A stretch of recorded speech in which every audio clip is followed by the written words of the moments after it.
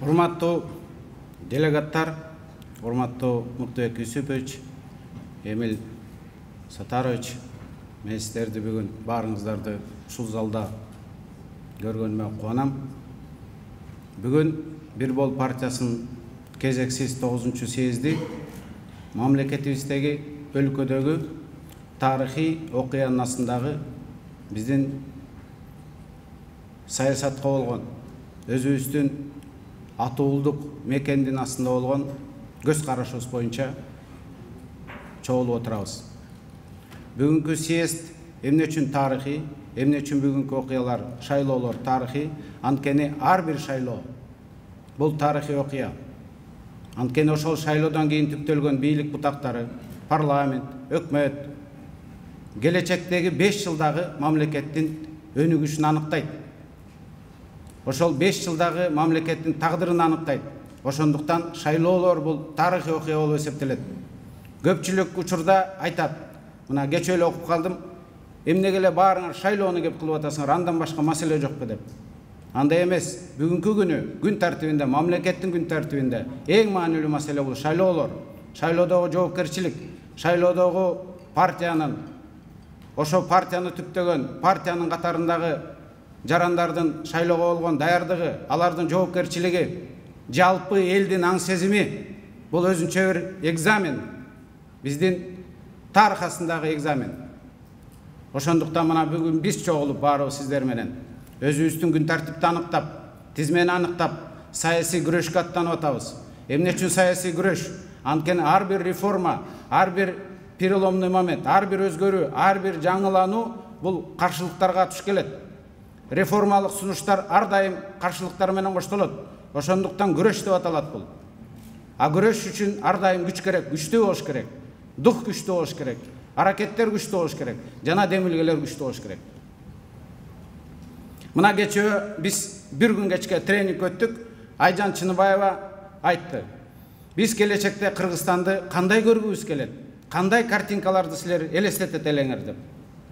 Биз Кыргызстанды эркин, адам укугу сакталган, мыйзамдын жогорку күчү сакталган, эркин экономика, эркин бизнес, мамлекеттин бизнеске аралашпоосу, адам укугун тепселебөө, мыйзамдын жогорку күчү, адилеттүү сот системасы, сөз эркиндиги, күчтүү жарандык коом деген асыл демократиялык баалуулуктар үчүн күрөшөбүз. Биздин багыт ушул. Ошондуктан ушул баалуулуктар менен биз аттанып атабыз. Эмне үчүн мен ишенимди айтып атам? Анткени ар бириңиздерди мен тааныйм. Ар бириңиздердин дүйнө таанымыңар, көз карашыңар, позицияңар дал ушул мен айткан баалуулуктарга төп келет. Ошондуктан мен сиздердин командага кошулганыма сыймыктанам. Анткени либералдык көз караш, адилеттүү коом, күчтүү мамлекет бул биринчи кезекте кынтыксыз аткарылган мыйзамдын жогорку күчү. Бул сот реформасы, бул адилеттүү көз карандысыз күчтүү сот системасы жана толук кандуу күчтүү парламентаризм. Бүгүнкү күнү биздеги саясий система парламенттик деп, мына парламентаризмди дискредитация кылып атат көбү. Андай эмес. Бүгүнкү күнү бизде супер президенттик башкаруу системасы. Ал эми парламентаризм деген бул жөн эле фон, декорация. Ошондуктан биз сиздер менен бардыгыбыз саясий системадан көз карашыбыз бул күчтүү парламентаризм, күчтүү элдик бийлик. А күчтүү парламентаризм деген бул парламент деле эмес, бул күчтүү туруктуу премьер-министр. Кол жоолук болбогон, өзүнүн элге берген убадасын аткарган премьер-министр. Жеңип чыккан партиянын лидери келип премьер-министр болот. Ал жоопкерчиликти алат. Бийликтин баардыгы ошол кишинин колунда топтолот. Эгерде бүгүн президент кааласа келет парламентке, кааласа келбейт, кааласа элге кайрылат, кааласа кайрылбайт. А парламенттик системада премьер-министр конституция боюнча, мыйзамдар боюнча парламентке жылына 3-4 жолу келип, монтип тикесинен тик туруп, экономика боюнча, бюджет боюнча, мамлекеттеги кырдаал боюнча парламент алкуруу элге отчет берип турат.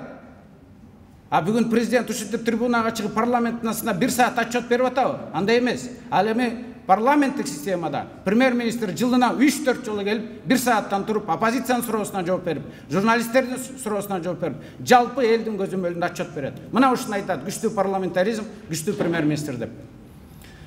Ошондуктан биз кандай мамлекетти көргүбүз келет дегенде, экологиясы таза,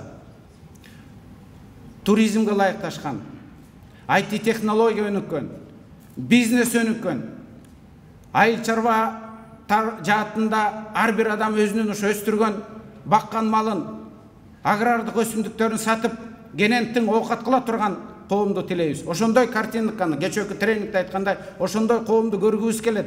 Ошондой кыялданабыз биз. Ошол кыялды ишке ашыруу үчүн биз ушул команда ишке ашыра алабыз. Биз ушул сунуштарды жасай алабыз. Биз бүгүнкү бийликке оппозиция болобуз. Анткени күчтүү оппозиция бул жоопкерчиликтүү өкмөт, күчтүү оппозиция бул жоопкерчиликтүү бийлик, күчтүү оппозиция бул күчтүү жарандык коом жана сөз эркиндиги. Биз сиздер менен, мына мен баары бириңиздерди тааныйм, биздин устатыбыз Мыктыбек Юсупович бар. Биздин колдогон күчтүү бизнесмен, саясатчылар бар. Эмил Сатаровичке окшогон, дагы көптөгөн.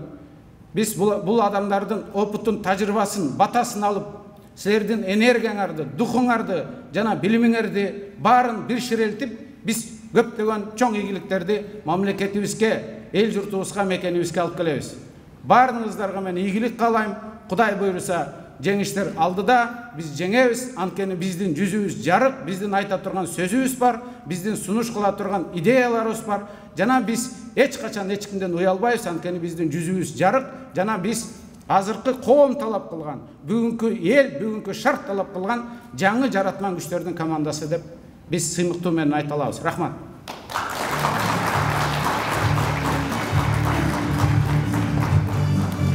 Алмамбет Насыркановичка ыраазычылык билдирүү менен бирге ошол жаратман күч